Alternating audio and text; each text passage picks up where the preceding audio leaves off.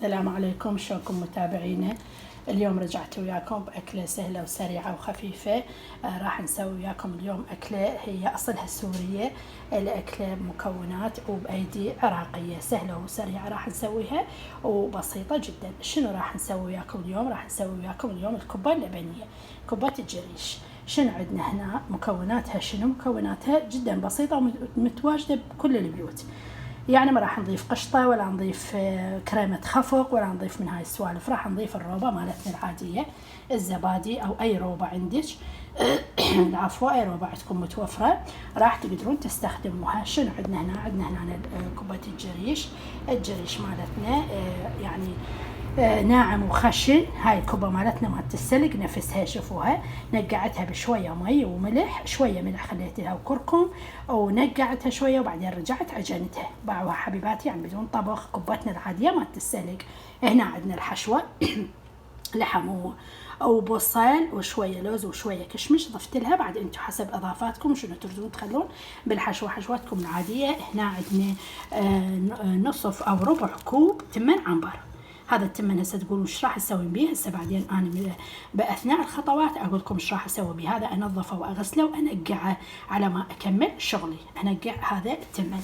هنا شنو عندنا؟ عندنا هنا نعناع المجفف. النعناع المجفف راح نسحقه هالشكل حيل او على مود نطلع من عند العودان. وهذا انا طبعا مسويته بالبيت، غاسلته وكل زين ومجففته ومخليته لوقت الاستخدام. راح افركه هالشكل بالطاحونه هاي الخشب على مود اسوي فتات. زين حبيباتي، هسه شنو راح نسوي؟ اول خطوه طبعا شنو نسوي؟ راح نلف الكبه. هسه الكبه مالتنا العاديه راح الفها هسه واراويكم عزيزاتي. هسه بعد ما كملنا الكبه مالتنا، طبعا انا بيتتها بالفريز، ما سويتها بنفس اليوم.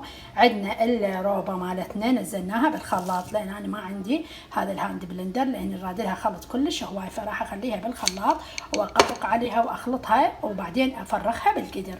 عندنا هذا النعناع المجفف هالشكل برشته كل زين بالهاون. والتمن العنبر شنو سويت بيه؟ نقعته كل زين ونزلته بالهاون، راح ادق هالشكل بالهاون. هسه اكمل خلط اللبن. هاي اللبن بعد ما خلطته كل زين بالخلاط، او اذا انا راح اخففها بهذا اللبن الدوخ.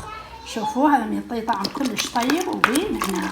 راح اخلي في مقدار كوب او كوبين هالشكل مي، حتى شنو؟ حتى زيد بيه الكمية.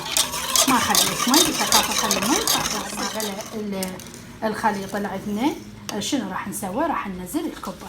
هاي الكبة مالتنا اللي سويتها وياكم الصراحة ابدي اضيفها على المحلول. شوفوا عيوني. وراح انزل النار، يعني اقلل النار عليها او اخليها في ربع ساعة هالشكل تفور، حتى تاخذ كل شنو عندنا، تاخذ كل النكهات بالشوربه. شوفوها عزيزاتي. راح انزلها وبعدين اكو خطوه اخيره ان شاء الله من اكمل. اخر خطوه خلينا شويه زبيب وشويه زيت وخليت عليهم فص ثوم واحد، وهسه راح اضيف النعناع المطحون عليهم. ياخذ لنا هالشكل فوره واحده واخليهم على وجه القدر. عيوني هسه راح نضيف هاي الزيت القليل اللي سويناها على وجه القدر، ونقلل النار ونخليه فد ربع ساعة أو 10 دقائق ونرجع وياكم. طبعا هذا الشكل النهائي الكبة اللبنية اللي سويتها وياكم. طبعا طعمها كلش طيب، وحتى شكلها ما شاء الله كلش حلو. إن شاء الله تكون وصفتنا لهذا اليوم نالت إعجابكم، ولا تنسونا من اللايك والاشتراك، ولا أن ألتقيكم بوصفات ثانية وسهلة وسريعة. تحياتي لكم.